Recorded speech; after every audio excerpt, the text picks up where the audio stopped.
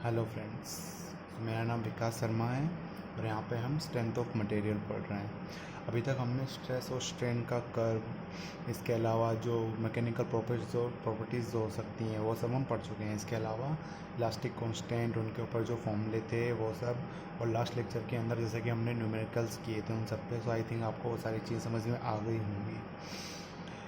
और चलिए अब आगे चलते हैं। और हमने स्ट्रेस और स्ट्रेन को काफ़ी डीपली भी कवर किया था कि शेयर स्ट्रेस क्या होता है, शेयर स्ट्रेन क्या होता है, किस टाइप से वो होता है। तो चलिए अब आज हम देखते हैं कंपोजिट बार की। कंपोजिट बार मतलब दो अगर अलग अलग मटेरियल से अगर कोई भी बार बना हुआ है और उनको यहाँ पे पैरेलल या सीरीज़ के अंदर जोड़ा जाता है तो उनके अंदर चेंज इन लेंथ कितना होगा, स्ट्रेस कितना आएगा, वो सब देखते हैं। सबसे अब पहला हम देखते हैं सीरीज़ के अंदर।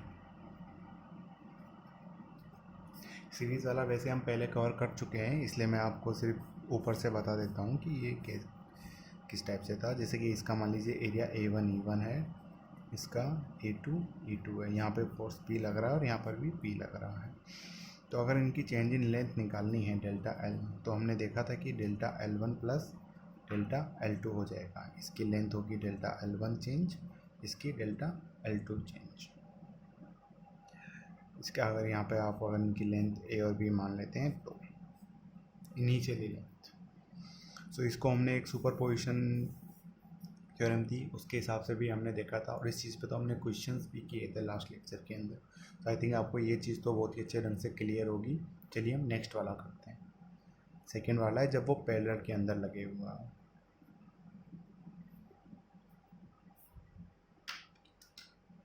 पैरेलल इन द सेंस अगर कोई सा भी एक बार है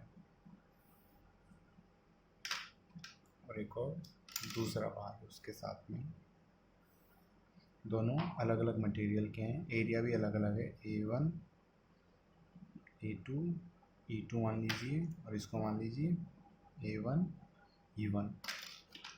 और ये जो दो ये हैं आपस में, ये एक ही प्लेट से अटैच है। यहाँ पे प्लेट से अटैच है, प्लेट का है मैंने, तो वो प्लेट मूव कर सकती है। और इस पे इधर मान लीजिए एक फोर्स लग रहा है P और इधर लग रहा है P। तो हमें ये तो पता है कि इधर P लग रहा है तो ये आपस में P इन दोनों में आपस में बढ़ जाएगा। तो अगर हमें यहाँ पे अब चेंज इन लेंथ निकालनी है और इसके अलावा इसके अंदर कितनी स्ट्रेस है, इसके अंदर कितनी स्ट्रेस है, वो हमें अलग अलग से निकालना है। तो चलिए उसके लिए हम देखते हैं। तो सबसे पहले हम इनका अलग से डायग्राम बना लेते हैं कि इन पर किस टाइप से लग रहा होगा। तो सबसे पहले अगर मैं ऊपर वाले के बारे में बात करता हूँ तो इस पर अगर मान लेता हूँ इधर P1 लग रहा है तो इधर भी P1 लग रहा होगा, A1 E1। और अगर मैं नीचे वाले के बारे में बात करूँ, इधर इसका अगर एरिया E2 है तो इधर P2 लग रहा होगा, सपोज मान लेते हैं इधर P2।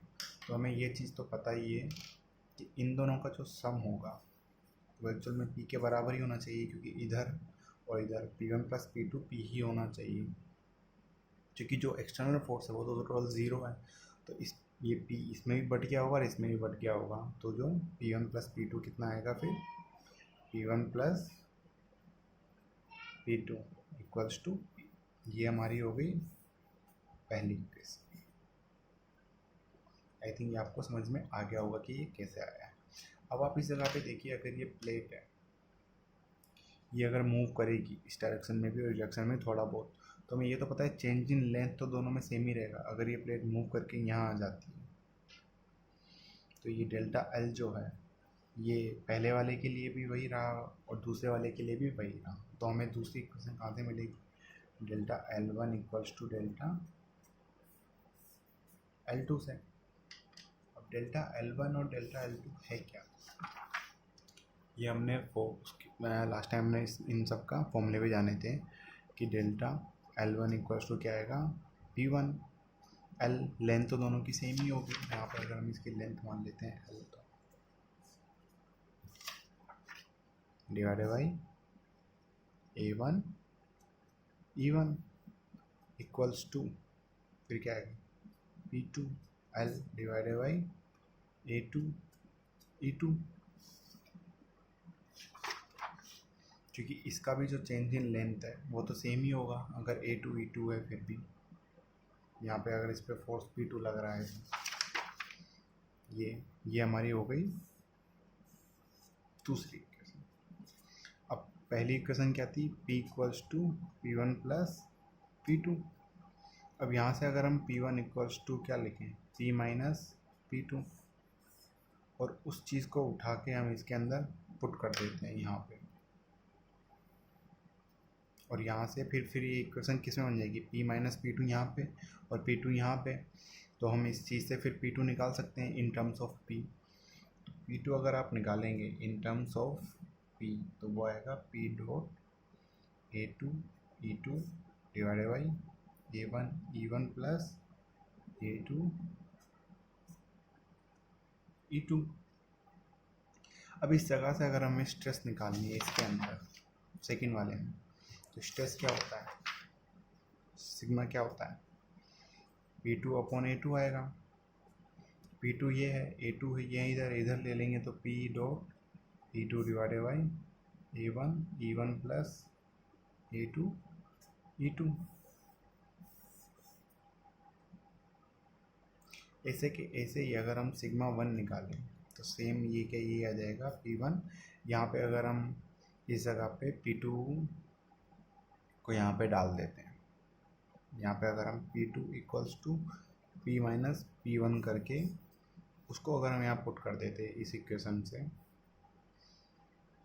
तो फिर हमारे पास जो आता P1 वो हमारे पास आता P dot A1 E1 divided by A1 E1 plus A2 E2, और उससे स्ट्रेस क्या आती, P1 divided by A1 equals to P dot E1 divided by A1 E1 plus A2 E2, ये सिग्मा। तो हमें यहाँ पे स्ट्रेस पता लग गई। चलिए अब चेंज इन लेंथ देखते हैं कि डेल्टा L कितना होगा। तो डेल्टा L निकालने के लिए हमने यहाँ पे P को, ये जो था P की जो टर्म आई थी यहाँ पे ये, इसको हमने पूरे को यहाँ से P1 को उठा के इस वाले में रख दिया, क्योंकि ये यहाँ पर क्या है P1 L1 divided by A1 E1। यहाँ से ये यहाँ रख दो इसे, तो इससे जो चेंज इन लेंथ आएगा वो आएगा P dot L divided by A1 E1 plus A2 E2 equals to change in length. काफ़ी इम्पोर्टेंट फॉर्मूला है, अब याद रखिएगा इसे, इस पे क्वेश्चंस काफ़ी बार बने। तो चलिए अब आगे चलते हैं। आई थिंक आपको ये पूरा समझ में आ गया होगा किस टाइप से हमने ये चीज़ें निकाली हैं। इस पे न्यूमेरिकल्स बनते हैं तो हमें इसी टाइप से सॉल्व करना पड़ता है। अगर वो स्ट्रेस निकालने के लिए बोल देता है चेंज इन लेंथ का, तो हम सीधा फॉर्मूला निकाल सकते हैं यहाँ से। इसको याद ही रखेंगे तो हमारे लिए सही रहेगा।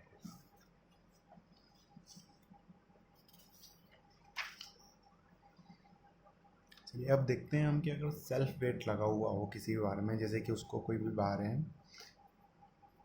सेल्फ वेट,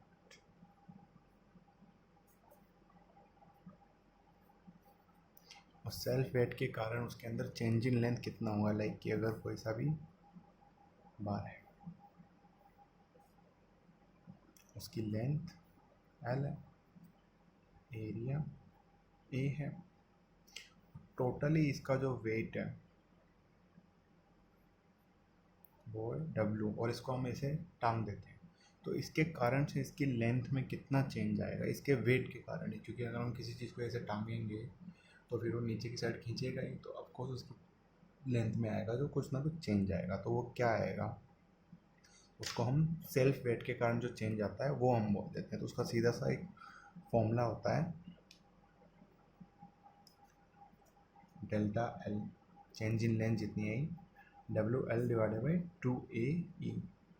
अगर हम W फोर्स लगाते हैं किसी भी मटेरियल पे, जैसे कि ये है, इस पर अगर हम W फोर्स लगाते हैं तो उसके कारण से कितना चेंज आता है, WL डिवाइडेड बाई E, और यहाँ पे उसका क्या हो जाता है, ये हाफ हो जाता है यहाँ पे। और इस जगह पे एक टर्म आती है गामा। गामा होती है weight per unit area per unit length. मतलब एक पॉइंट का हो गया, पर यूनिट एरिया लिया तो ये एक इसका आ गया, फिर पर यूनिट लेंथ भी ले लिया हमने, तो एक पॉइंट का ये आ जाता है। फिर यहाँ से हम ले रहे हैं W equals to gamma A L.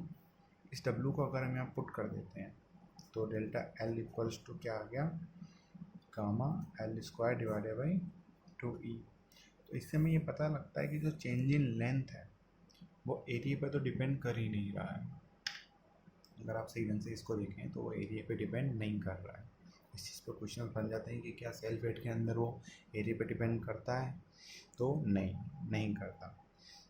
वो तब है जब ये बार हो यहाँ पे, मतलब एक बार है। अगर वहाँ पर हम कोनिकल ले लेते हैं, कोनिकल बार, और उसके अंदर चेंज इन लेंथ कितना आएगा अगर हम इस टाइप से होगा,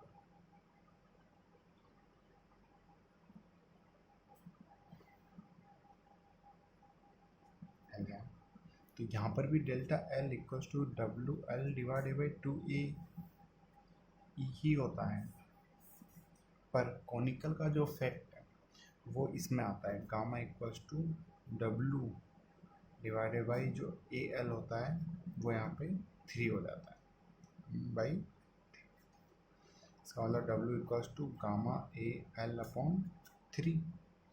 इसका मतलब हो गया डेल्टा एल, जब इसको डब्ल्यू को यहाँ पे पुट करेंगे अपन तो gamma L square divided by 6e।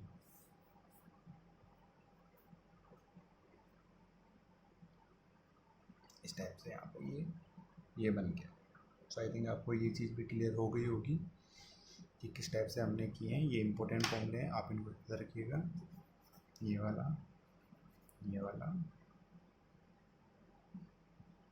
और ये वाला तो यही कि वो हाफ होता है कि नहीं होता। हाँ, ये हाफ हो जाता है। इस चीज़ पे तो काफ़ी बार क्वेश्चन आए। चलिए अब आगे चलते हैं। हमने स्ट्रेस कंपोजिट के अंदर पैरेलल भी देख लिया, सीरीज भी देख लिया। अब हमें देखते हैं कि टेम्परेचर के संग किस टाइप से वेरी करता है। स्ट्रेस जो है और स्ट्रेन है वो टेम्परेचर के संग कैसे वेरी करता है। Variation of stress and strain with temperature, कि अगर हम टेम्परेचर बढ़ाएं, टेम्परेचर कम करें तो स्ट्रेस पे क्या फ़र्क पड़ेगा और स्ट्रेन पे क्या फ़र्क पड़ेगा। इसका सीधा सा एक फॉर्मूला होता है कि जो स्ट्रेन है वो तो अल्फ़ा डेल्टा टी से चेंज होता है। अगर टेम्परेचर बढ़ रहा है तो स्ट्रेन बढ़ जाएगा, इसका मतलब क्या हुआ, लेंथ बढ़ जाएगी। और अगर टेम्परेचर कम हो रहा है तो इसका मतलब है स्ट्रेस कम हो रहा है। ये स्ट्रेन कम हो रहा है, इसका मतलब क्या हुआ कि उसकी लेंथ कम हो जाएगी। तो इसके अंदर अल्फ़ा क्या होता है, कोफिशिएंट ऑफ थर्मल एक्सपेंशन,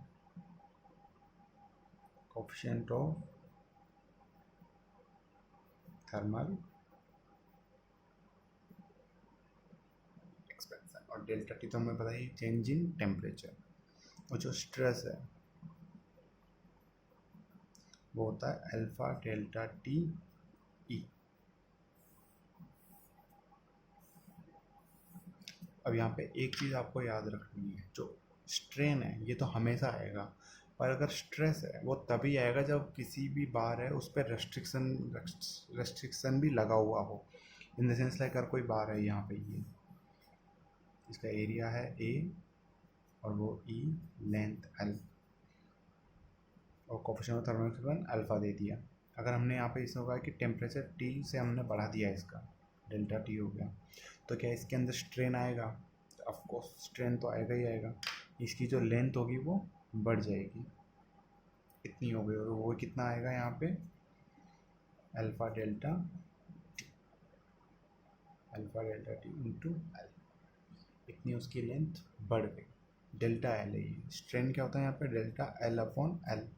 इस कारण से यहाँ पे एल नहीं आया था क्योंकि वो एल कट गया था, और ये यहाँ पे बढ़ गया है, इसकी लेंथ इतनी बढ़ गई। ये पर क्या इसके अंदर स्ट्रेन आएगा, सॉरी स्ट्रेन तो आएगा, क्या पर क्या इसके अंदर स्ट्रेस आएगा।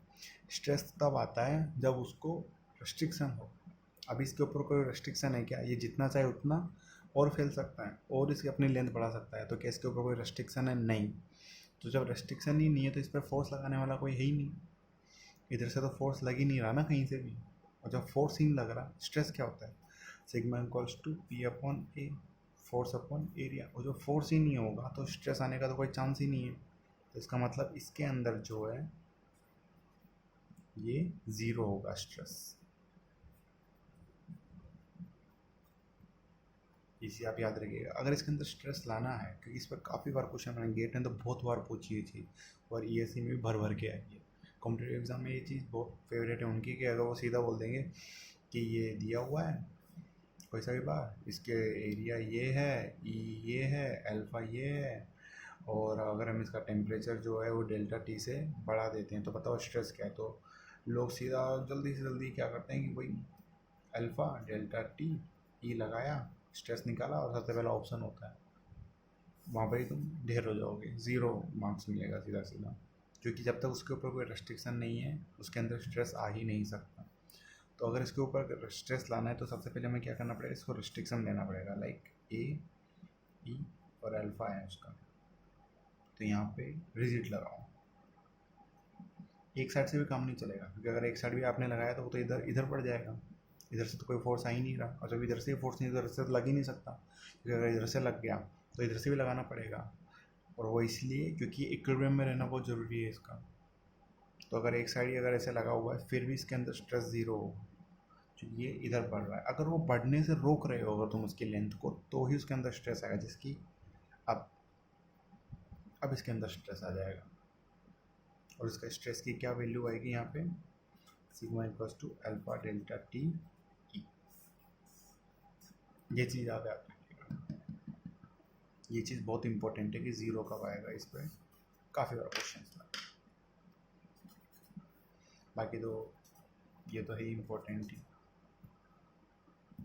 चलिए आगे चलते हैं। अब इसमें एक काफ़ी इनका फेवरेट क्वेश्चन है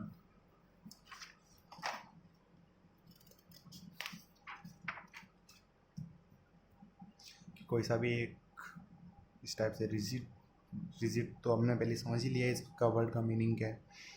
यहाँ पे बार दिया हुआ है, उसके थोड़ा सा आगे यहाँ पे रिजिड दे देंगे, बीच में डिस्टेंस छोड़ देंगे। ये मान लीजिए आप लेमडा, इसकी लेंथ मान लीजिए एल, बाकी तो हमें पता ही है एरिया, यंग मॉडुलस, अल्फ़ा, और डेल्टा टी से टेम्परेचर बढ़ा दिया। और वो सीधा पूछेंगे क्या इसके अंदर स्ट्रेस आएगा कि नहीं आएगा। तो इस जगह पे दो केस बनते हैं। केस वन, इसका सबसे पहले हम स्ट्रेन निकालेंगे। स्ट्रेन कैसे निकालते हैं, चेंज इन लेंथ निकालेंगे, सॉरी। अब तो चेंज इन लेंथ कैसे निकालते हैं, alpha delta T into L, इस टाइप से निकलता है, हमने पढ़ा है अभी के अभी। और alpha delta T into L निकालेंगे, और अगर डेल्टा एल है वो ग्रेटर देन लेमडा आ जाता है, और अगर डेल्टा एल है वो लेस देन लेमडा आ जाता है। ये दो केस यहाँ पे लेस देन और इक्वल टू यहाँ पर लगा देते हैं, लेमडा आ जाता है, तो फिर इनके अंदर क्या होगा। तो देखिए अगर यही होगा तो बहुत सिंपल सा, डेल्टा एल जो चेंज इन लेंथ है इस बार की, अगर ये लेमडा से कम हो गई, इसका मतलब ये आगे तो बढ़ा लेकिन इतना ही रह गया, पर ये पूरा तो पहुंच नहीं पाया। और ये वाला फिर केस कैसा हो गया, जैसा अभी हम पढ़ के आए थे, यहाँ वाला ये वाला नहीं था कि जो सिर्फ इतना सही लग रहा था, यहाँ पे इतना ही था, एक साइड से फ्री था।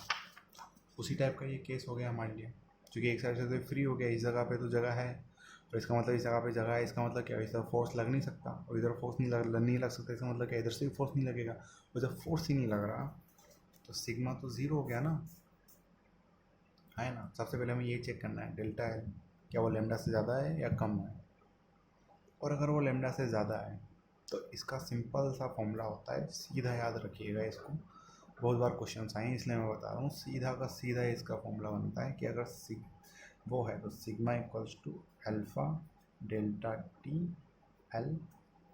ये तो अपना पूरा का पूरा अगर ज़्यादा है तो फिर ज़्यादा इससे बढ़ के यहाँ आ जाएगा, ऐसा हो गया होगा इतना। अब इतने में से इतना तो कोई स्ट्रेस लगा ही नहीं रहा, तो वो हम माइनस कर देंगे, minus lambda divided by L. Change in length कितना हुआ, इतना टोटल है, पर इतना तो किसी काम का ही नहीं था हमारा, divided by actual length into epsilon not. ये वाला काफ़ी इंपॉर्टेंट है। वापस लिख देता हूँ भले मैं, stress equals to alpha delta T L minus lambda divided by total length into Young modulus.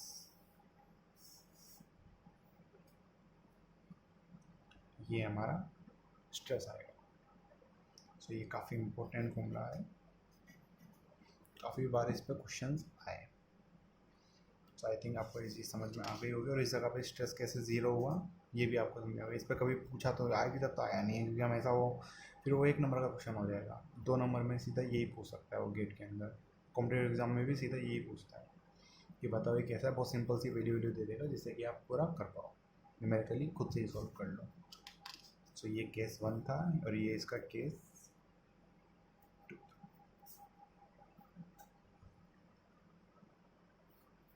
I think आपको ये समझ में आ गया हो गया। चलिए अब टेम्परेचर का कंपोजिट बार्स के साथ भी देख लेते हैं कि किस टाइप से वेरिएशन होता है। Stress and strain in composite bars.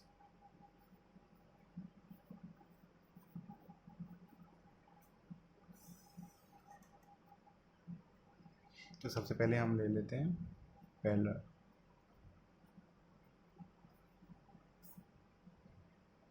पेलर में सिंपल सा है कि जैसे कि कोई से भी 2 बार मान लीजिए आप, ये एक पहला है,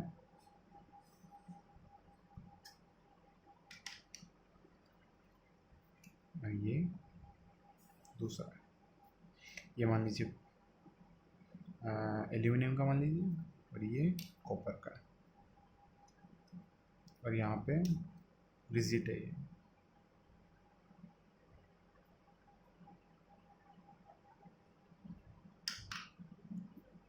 इसका A1 दिया हुआ है एरिया, इसका वही, और इसका E1 दिया हुआ है, और अल्फा 1 दिया हुआ है। एल्यूमिनियम वाले का A2 E2 अल्फा 2, ये इनके दिए। अब अगर हम इस पे टेम्परेचर जो है वो बढ़ा देते हैं, बढ़ा देते हूँ, कॉपर जो होगा इन दोनों का अगर अल्फ़ा डिफरेंट है, तो जो चेंज इन लेंथ होती थी वो क्या होती थी, alpha delta T into L, और लेंथ जो है वो तो हमने सेम दी है, length same, delta T same, और जो ये है alpha coefficient of thermal expansion, ये दोनों का अलग अलग है। इसका मतलब क्या हुआ, डेल्टा एल भी अलग अलग होगा। और सबसे ज़्यादा कॉपर में एल्यूमिनियम सबसे ज़्यादा किसका होता है, कॉपर का। चलिए मैं आपको ये भी लिखा दूंगा कि किसका ज़्यादा होता है किसका कम होता है, इस पर क्वेश्चंस बने हैं इसलिए। तो कॉपर का ज़्यादा होता है, तो कॉपर का ज़्यादा होता है, इसका मतलब क्या हुआ, इसकी लेंथ जो है ज़्यादा बढ़ेगी। ऐसा नहीं एल्यूमिनियम की नहीं बढ़ेगी, एल्यूमिनियम की भी बढ़ेगी, एल्यूमिनियम की क्या कम बढ़ेगी इतनी। पर इन दोनों को साथ में ही रहना है, ये आपस में अलग नहीं हो सकते। ऐसा नहीं हो सकता कि एल्यूमिनियम यहाँ तक बढ़िया होता है, क्योंकि आपस में चिपके हुए हैं, यहाँ पे चिपके हुए हैं। तो फिर इसके बाद क्या होगा, यहाँ तक एल्यूमिनियम बढ़ा, यहाँ तक कॉपर बढ़ा, सब हमने अज्यूम किया। फिर क्या होगा, एल्यूमिनियम कॉपर को पीछे की साइड पुल करेगा, खींचने लगेगा। अगर ये बढ़ने लगेगा यहाँ से, और एल्यूमिनियम यहाँ से बढ़ेगा और कॉपर यहाँ से बढ़ेगा, तो ये ज़्यादा बढ़ने नहीं देगा, इस पर पीछे की साइड फोर्स लगाने लगेगा, इसको यहाँ से रोकने लगेगा। जैसे कि यहाँ पर ये वाला जो है ये तो कॉपर का है, ये वाला एल्यूमिनियम का है, तो ये आगे बढ़ने लगेगा, तो ये पीछे इसको धक्का देने लगेगा, जाने नहीं देगा, क्योंकि ये आगे जाने नहीं दे सकता इसको, क्योंकि ये टूट नहीं सकते आपस में, इनका जो जॉइंट है वो नहीं छोड़ सकते आपस में। इस कारण से कॉपर पे जो है इस पे तो इस साइड फोर्स लगने लगेगा, इस साइड, और कॉपर जो होगा एल्यूमिनियम को अपनी साइड आगे खींचेगा कि तू मेरे साथ आगे चल, मैं पीछे नहीं आऊँगा, तू आगे चल। तो इस चक्कर में क्या होगा, एल्यूमिनियम के ऊपर आगे की साइड फोर्स लगने लगेगा, तो इस कारण से ये एक सेटल पोजीशन पे आ जाएंगे। क्योंकि अगर ये इतना आगे जा सकता था, इस पर पीछे की तरफ फोर्स लगेगा तो ऑफकोर्स इसकी जितनी लेंथ बढ़ सकती थी उससे कम ही बढ़ेगी। और ये इतना आ सकता था पर कॉपर इसको और आगे धकेल रहा है, तो इसका मतलब है जितनी लेंथ इसकी बढ़ सकती थी इससे इसकी ज़्यादा बढ़ेगी। आई थिंक आपको ये बात समझ में आई होगी। तो इसलिए ये इस जगह पे आ जाएंगे, इसको हम बोलेंगे डेल्टा है। एक्चुअल में लेंथ में चेंज कितना हुआ ये चीज़। अब देखिए इस जगह पे आकर के ये रुक जाएंगे इसका मतलब क्या हुआ, कॉपर जितना एल्यूमिनियम पे फोर्स आगे लगाने के लिए निकाल रहा था उतना ही एल्यूमिनियम कॉपर पे पीछे के लिए लगा रहा था, यहाँ पे दोनों के बीच में। इसका मतलब क्या हुआ, कॉपर पे जितना फोर्स लग रहा है उतना एल्यूमिनियम पे फोर्स लग रहा है, तो force on copper equals to कितना हो गया, फोर्स ऑन एल्यूमिनियम। ये बात आपको समझ में आ गई होगी। और फोर्स क्या होता है, स्ट्रेस इनटू एरिया A1 या equals to stress of aluminium into A2। ये दो सेम होंगे, ये हमारी पहली इक्वेशन। ये तो आपको समझ में आ गया होगा किस लिए आपस में दोनों सेम होंगे। और देखिए आप यहाँ पर जो चेंज इन लेंथ है ये भी आपस में क्या है, सेम है दोनों का। दूसरी इक्वेशन हमारी यहाँ से बनेगी। इसमें सीधा पूछेगा चेंज इन लेंथ कितना हुआ है, तो ये पूछ लेगा, या फिर ये पूछेगा कि इनकी स्ट्रेस कितनी है, एल्यूमिनियम स्ट्रेस कितनी आ रही है, कॉपर में कितनी स्ट्रेस आ रही है, सीधा ये पूछेगा। तो आप एक इक्वेशन निकाल नहीं सकते, आपको दो इक्वेशन चाहिए। तो पहली इक्वेशन हमें फोर्स से मिल गई कि दोनों का फोर्स चेंज होगा। और दूसरी चीज़ सेम क्या है, चेंज इन लेंथ। जितनी लेंथ इसकी बड़ी है उतनी लेंथ इसकी भी बड़ी है, इसलिए दोनों का फिर सेम क्या हो गया, चेंज इन लेंथ। तो हमें चेंज इन लेंथ जो है delta L of copper equals to delta L of aluminium, इस चीज़ को अब हमें यूज़ करना होगा यहाँ पे।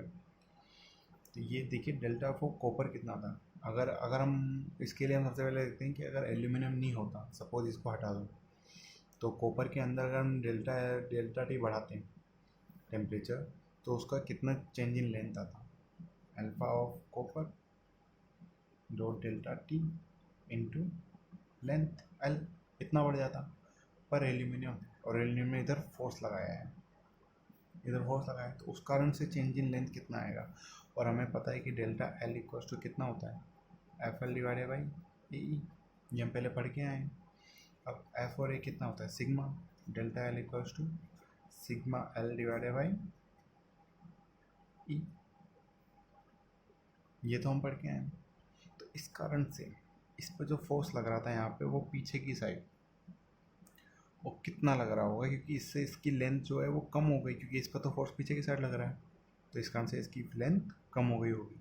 तो लेंथ कम हुई है तो फिर माइनस साइन, क्योंकि जो टोटल लेंथ है उसमें से हमें माइनस करना है। और सिग्मा क्या, sigma of copper into length divided by E of copper. I think आपको समझ में आया होगा यहाँ पे ये चीज़ हमने कैसे लिखी है।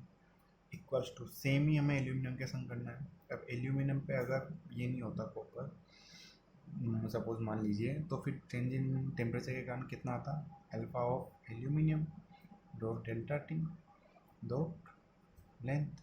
और कॉपर इस पर आगे के साथ फोर्स लगा रहा है, आगे से फोर्स लगा रहा है, तो इस कारण से इसकी जो लेंथ है वो और बढ़ा रहा है, तो इसके कारण और इसकी लेंथ जो बड़ी है वो और बढ़ेगी। और वो भी कैसे, ऐसे ही जहाँ पर हमने देखा है, sigma of aluminium dot length divided by E of aluminium. I think ये चीज़ आपको समझ में आई होगी ये किस टाइप से आया। तो इसी चीज़ को फिर हम वापस से, ये चीज़ वैसे तो इतना भी काम हो जाता है, पर इसी चीज़ को अगर हम सही ढंग से इस चीज़ को इधर लेके आए, इस चीज़ को इधर ले आए और इस चीज़ को इधर लेके चले जाएँ, तो फिर अगर हम इसको सही ढंग से अगर आप देखें, सही ढंग से इसको अगर हम जमाएँ, तो फिर इसके बाद ये हमारे लिए बनेगा। देखिए इसमें से लेंथ जो है वापस में कट, लेंथ ख़त्म हो गई। ये अल्फ़ा से डेल्टा टी है, डेल्टा टी कॉमन ले लिया, यहाँ से क्या है अल्फ़ा ऑफ कॉपर, ये इधर चला गया तो minus alpha of aluminium equals to इधर क्या है sigma of aluminium divided by Young modulus of aluminium, ये माइनस था इधर आके क्या आ गया plus sigma of copper divided by Young modulus of copper.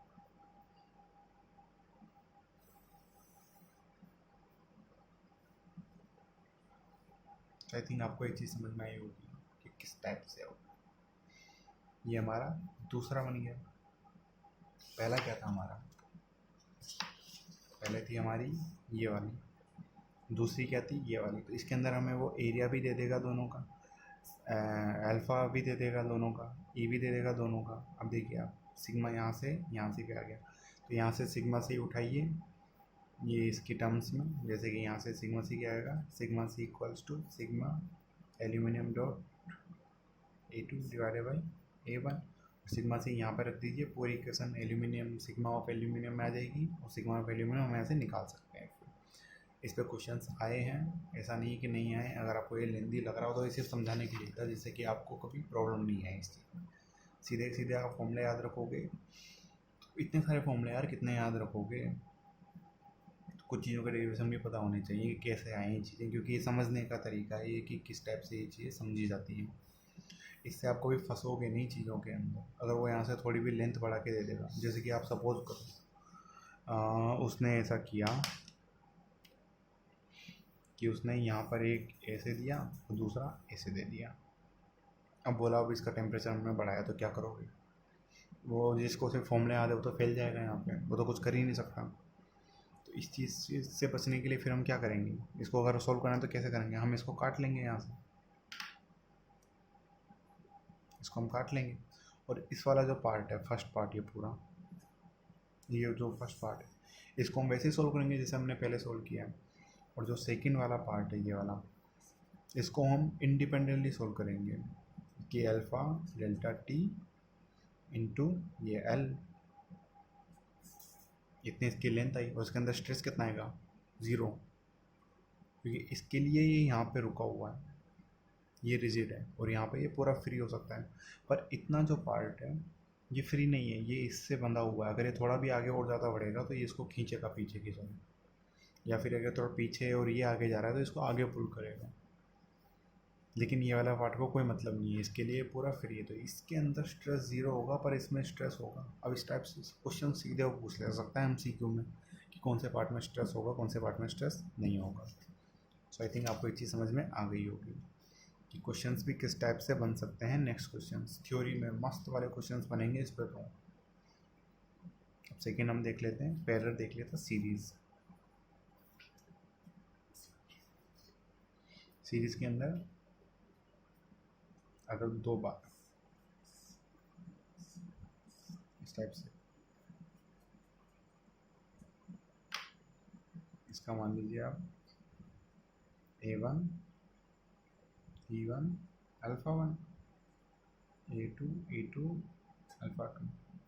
अब लेंथ तो अलग हो ही सकती है क्योंकि दोनों अलग अलग है, तो L1 L2। अब इस जगह पे क्या, इस जगह पर अगर उसने टेम्परेचर डेल्टा टी बढ़ाया या कम किया तो बस नेगेटिव हो जाएगा, बढ़ाएगा तो पॉजिटिव हो जाएगा। फॉर्मूले में कोई चेंज नहीं होगा। तो अगर ये बढ़ाता है या कम करता है तो इसके बाद इसमें क्या चेंज आएगा, चलो हम वो देखते हैं। तो सबसे पहले तो ये होगा कि अगर इसमें बढ़ाया हमने टेम्परेचर मान लेते हैं, तो ये इस पर फोर्स लगाएगा, ये इस पर फोर्स लगाएगा, और वो फोर्स क्या करेंगे, इधर जो रिजिड बॉडी है यहाँ पे, ये रिजिड है यहाँ पे, इसका मतलब ही रिजिड होता है यहाँ पे। अगर आपको नहीं पता होता, अगर इससे कोई सैंपल बनाता है इसका मतलब होता है वो रिजिड है। रिजिड हम पहले ही पता है कि रिजिड क्या होता है, हमने जब कर बनाया तब इस पर काफ़ी डिस्कस किया था। तो जब ये इधर रिजिड है तो ये फोर्स क्या है, इधर ट्रांसफ़र कर देंगे, तो इधर वो फोर्स जो होगा वो इधर लगने लगेगा R1 से, और इधर लगने लगेगा R2 से। ये जो बॉडी होगी वो इधर लगाएगी, ये होगी जो इधर लगाएगी, पर जा कहीं सकते नहीं, तो सिर्फ फोर्स लगा देंगे और स्ट्रेस आएगा ही आएगा, क्योंकि जो फोर्स है वो बढ़ नहीं पा रहा, निकल नहीं पा रहा, इन पर फोर्स तो ऑलरेडी लगा हुआ है, और जो स्ट्रेन है इस कारण से बढ़ नहीं पा रहे आपस में। वो बढ़ भी रहे हैं तो ये इसको दबा रहा है, ये इसको दबा रहा है, तो स्ट्रेस तो आना ही है। पर ये पूरी की पूरी बॉडी किस में, इक्विलिब्रियम में। इक्विलिब्रियम में इसका मतलब क्या हुआ, टोटल फोर्स पे 0 हो गया। अब मैं इस पूरी बॉडी को ही अगर एक ही बॉडी मानूँ तो इस पर कितना लग रहा है, R1 और R2, तो इसका मतलब क्या हो गया, R1 इक्वल्स टू R2। ये हमारी पहली इक्वेशन होगी।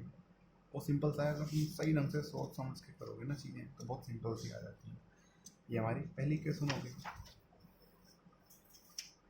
अब R क्या होता है, फोर्स। तो फोर्स क्या होता है, sigma 1 dot A1 equals to क्या हो गया, सिग्मा 2 डॉट A2। ये हमारा पहला हो गया।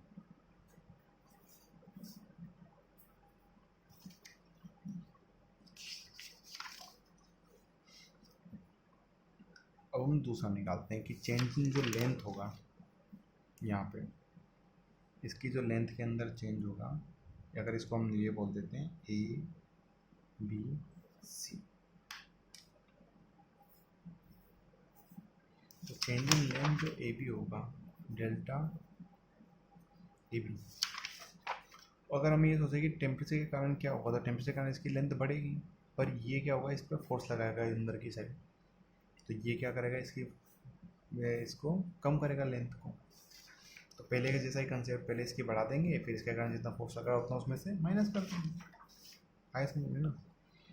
तो उसके कारण से सबसे पहले हम क्या करेंगे, लेंथ बढ़ाने के लिए क्या होगा, alpha 1 delta T L1 minus इसके कारण से इस पर स्ट्रेस जितना लग रहा होगा सिग्मा 1 L1 डिवाइडेड बाई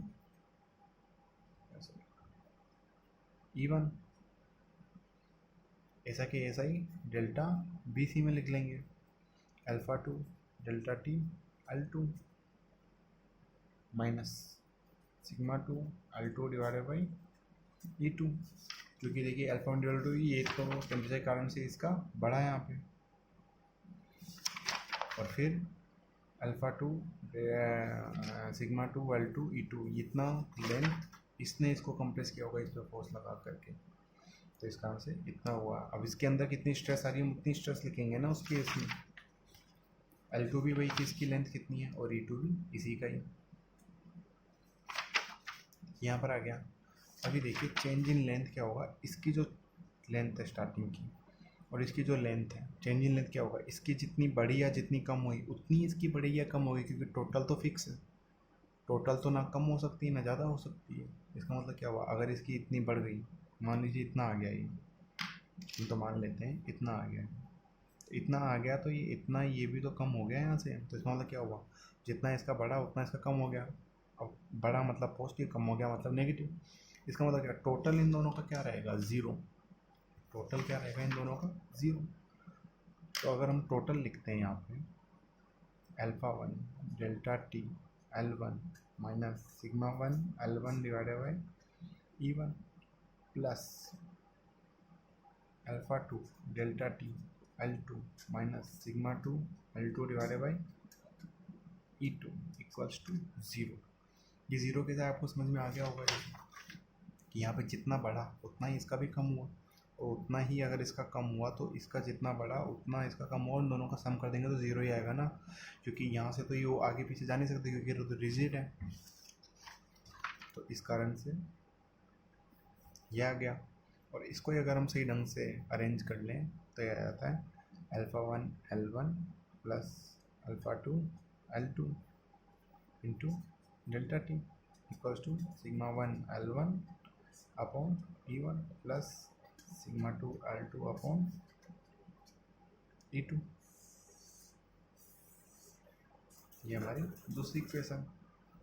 अब सेम है, सिग्मा 1 पूछ लेगा और सिग्मा 2 पूछ लेगा, कोई सा भी पूछ लेगा, और यहाँ पे हमारे पास एक ऑलरेडी इक्वेशन है, तो यहाँ से सिग्मा 1 उठाइए, sigma equals to sigma 2 A2 upon A1, और वो इसमें पुट कीजिए, और जब आओगे तो सिग्मा 2 के अंदर पूरी वैल्यू हो जाएगी, बाकी सब तो कांस्टेंट है, ये सब तो देगा कि टेम्परेचर कितना बढ़ाया है, इसका अल्फा 1 कितना है, अल्फा 2 कितना है, L कितनी है, E2 1 कितना है, E2 कितना है, ये तो सब देगा। वो सिग्मा ये तो आपसे पूछ सकता है सीधा सीधा बस, तो यहाँ से सिग्मा 1 सिग्मा 2 निकालिए और सीधा आंसर में दे दीजिए।